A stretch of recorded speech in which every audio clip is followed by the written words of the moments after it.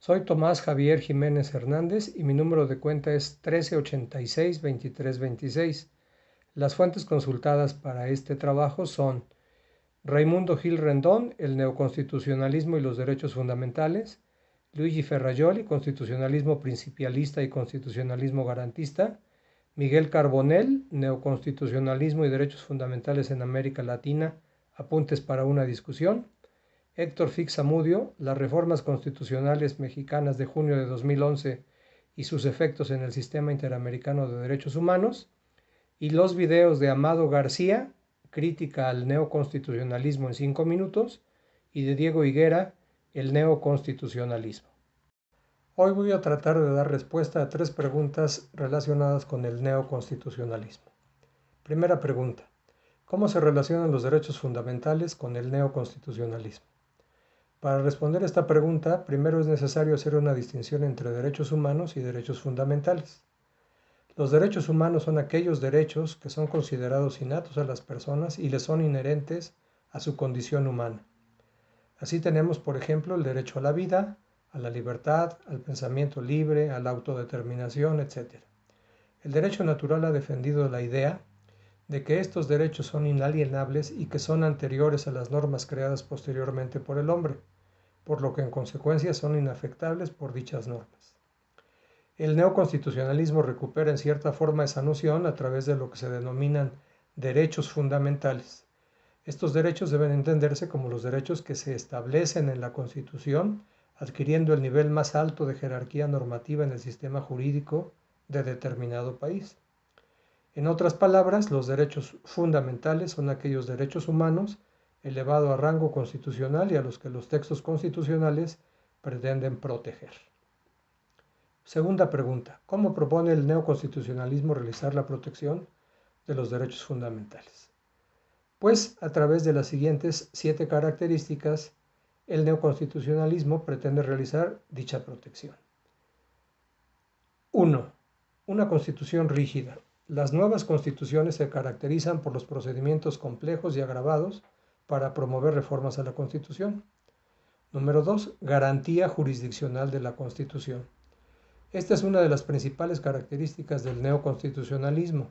Como se trata de constituciones más amplias que incluyen derechos fundamentales de aplicación inmediata y concreta, el control de constitucionalidad se torna necesario y se refiere a que exista una tutela judicial efectiva de los mandatos de la Constitución, a través de diversos mecanismos judiciales.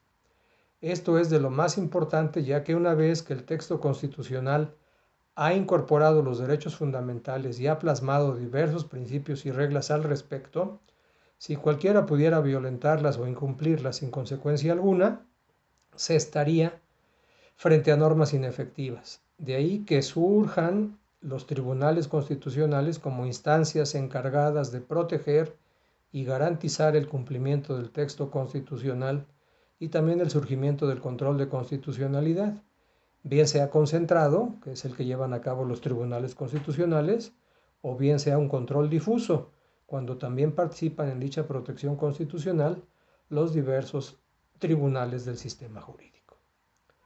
Número 3. Fuerza vinculante de la Carta Magna.